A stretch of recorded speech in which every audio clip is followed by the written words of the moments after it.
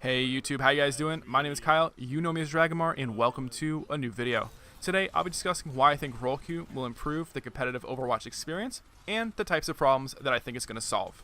I hope you guys enjoy, and let's get started. So, for those of you who have been living under a rock, or maybe just not following Overwatch too much recently, they've announced that role queue will be coming to Overwatch, I believe it's August 13th, for the beta season, and this will affect both quick play and competitive play. Now, for those of you who love your standard, quick play and want to keep playing that with no role queue, that'll still be available in the arcade section. So, role queue will now enforce a 2-2-2 composition lock. You're going to hear that a lot, 2-2-2. And what this means is that each team will have 2 tanks, 2 DPS, and 2 supports. This also means that each role will now have its own SR, which is honestly a pretty massive change. You'll be able to queue up for the role of your choice and be matched against others accordingly with the SR of that specific role in mind. Now that you know what role queue is, you're probably asking yourself, is this actually going to solve anything, or is this just Blizzard being Blizzard?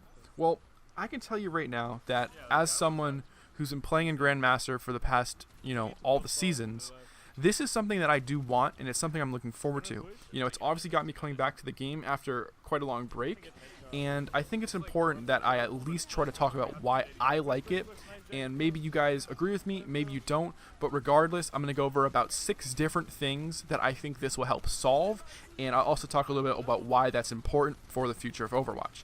And to start things off, I want to talk about one of the biggest things that role queue is going to help solve, and that's unbalanced team comps. Now, I'm not talking about the skill of the players. That is something that should already be fixed by Blizzard. SR should relatively accurately represent the skill of players to some degree. I know that maybe some people disagree with that, but I think that role queue is going to help solve the problems of these horribly balanced team compositions that some people try to run. And I know we love variety. I love variety. And Overwatch has some awesome variety in the team comps you can run. But some of the big problems are comps with no tanks or no supports or an absurd amount of DPS or even just players being on roles that they're not comfortable with. So something that we see sometimes is stuff like 5 DPS and 1 support. Now, for the most part, these comps never work, especially at a high level. Teams with tanks that are working together generally are going to be able to beat teams without any sort of shield tank. And for better or worse, each team from now on is going to have exactly 2 tanks, 2 supports, and 2 DPS. It's no longer RNG if you get a support player. It's no longer RNG if you get a tank player. And it's no longer RNG if you're going to have the right players on your team to flex into these roles. It's now a given, and I think that is a massive improvement upon the previous system. Now I want to talk about consistency between your games. This is a really big thing for me. Despite how much I love variety, I love a little bit of consistency. Overwatch has a lot of RNG, a lot of things that have always felt out of your control, but for the first time, I feel like team comps, I'm never going to go into a match praying I have the tank player from last game, or praying that we have enough supports, or hoping my DPS players are actual DPS players and aren't Mercy 1 tricks trying DPS for the first time in top 500, right? This is something that is now going to be solved for better or for worse. You are not going to have to worry about having the right type of players on your team to fill the roles. Now, I know we love mixing things up, and that's an aspect of the old system that I think I'm going to miss. But we're still going to get rolled with 2-2-2 comps just like we did with 5 DPS 1 support. That's not going away. It's just the consistency between each game that I think is going to really help players enjoy the game more, myself as well. Certain metas are going to develop, and you're going to, maybe you get good at them. Maybe you start climbing, and you're not going to have to worry about the games where you just simply do not have the right sort of team comp. That is where this consistency comes into play. As I talked about previously, the unbalanced team comps in the first point. With that being solved, it's going to bring in a new level of consistency, which I don't think we've seen in Overwatch in a very long time, and I'm definitely looking forward to that. Self-improvement and reflection are a big part of this channel and what I've tried to teach and help people with, how to improve at the game and how to get better and how to look back on every single game you play and think about what you can do better and how you can improve as a player. And one of the best ways to improve is to look back at your past games. And, one of the big problems, obviously, that we've seen is that, just like in the last point, games are consistent.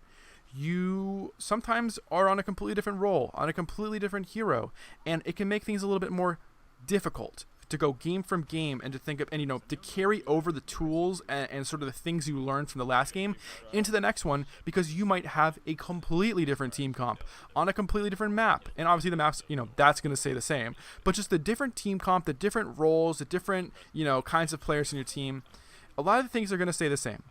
But one of the key things here is that you are going to be able to look back at each game and say, I had a 2-2-2 comp, I played the same role, what can I do differently? And I think that's really big for a lot of people, myself included. One of the hardest things for me is looking back on games where I lost and figuring out how I can improve and use that in my next game when I am running a completely different thing. Maybe one game is goats and the next game is bunker. Or maybe one game is bunker, the next game I have 4 DPS. And I need to try to take these tools and these things I've learned from one game to the next. Well, guess what? That just got a whole lot easier.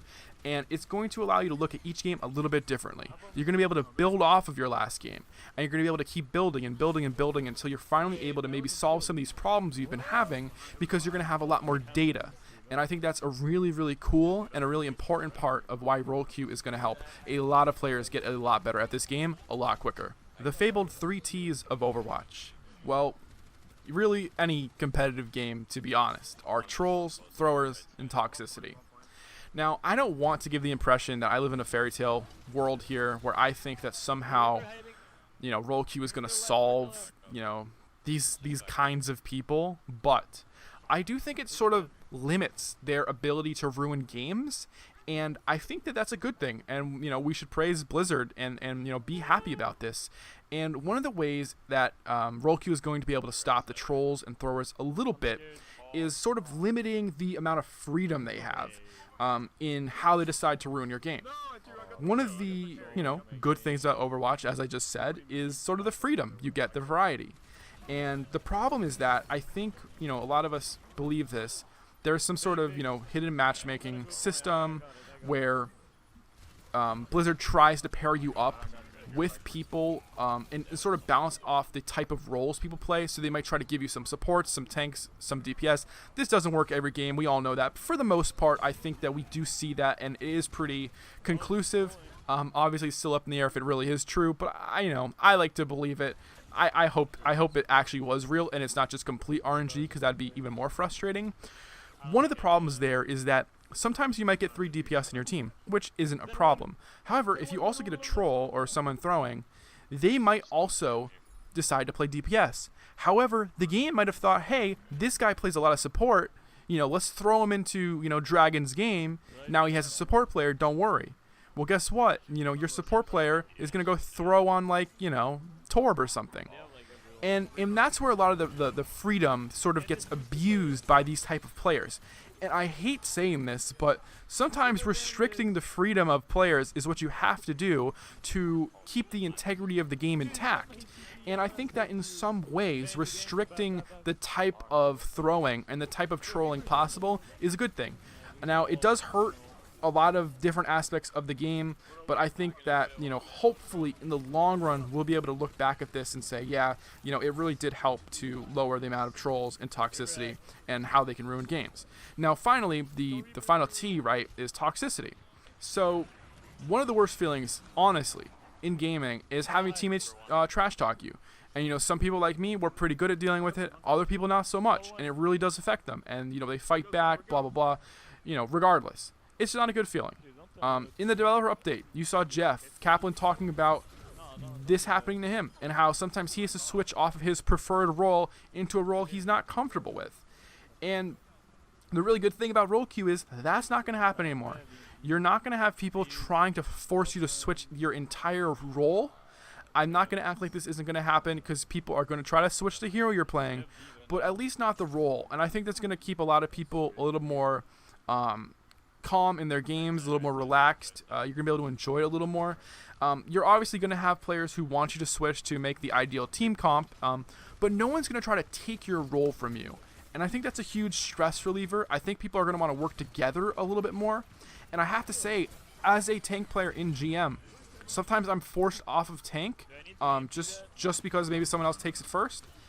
And I'm forced onto something like a Widow. You know, I have over 100 hours of Widow. I used to be very good at her in Season 1, right?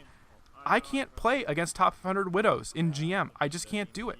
So for me, it's a big stress off my back. I don't ever have to worry about that when I want to play tank. And I think that leads to the fifth and final point of the video, that role queue allows players to play their preferred role every game, all the time, you know, full stop, right? That's it. It's over. You are not going to be forced to play support ever again. You're not going to be forced to play tank. You're not going to be forced to play DPS. You don't have to switch roles mid-game. You don't have to beg and plead with your team to please get one DPS, or, you know, maybe you'll have to beg for the shield tank. You never know how this is going to work with off tanks, but you're not going to have to complain about not having supports in your team anymore, and I think that is a really, really good thing. Team comps should be more balanced from now on. I think more than ever before in Overwatch, right? I think you're also removing some of the BS RNG that we see from the matchmaker, giving us completely whacked out teams with no consistency. Every time you go into a match, every single day you get on from now on, you're going to be able to play the role you want to play every single game. Maybe not the hero, maybe the other person in your role takes the hero, but you're at least going to be able to play that role that you want without feeling guilty about it. And I am thankful for that.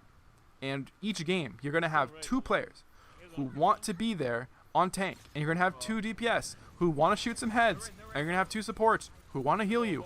And that's the balance that Overwatch has needed for a long time, and I think we can all be extremely thankful that it's finally here. With that being said, though, there is one sort of tiny final point that I want to get in here, and it's about hero balance. One of the big problems a lot of us have is how heroes are balanced. Some are overpowered. I think we all remember Brig and what she used to be.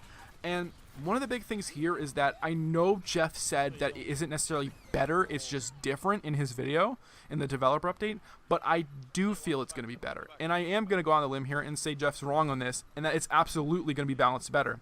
Knowing that every game has two tanks, two supports, and two DPS means the team that is responsible for balancing these heroes is going to be able to have that in mind and know the sort of abilities and the limits of these compositions better than ever before.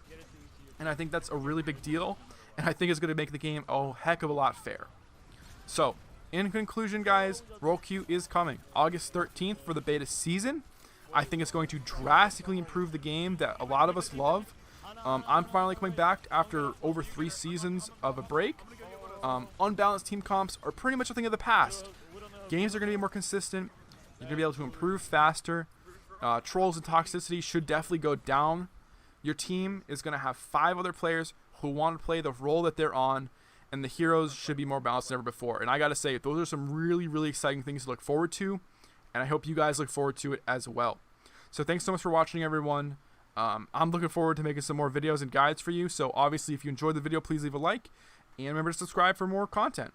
And I will see you guys next time. Take it easy, and peace.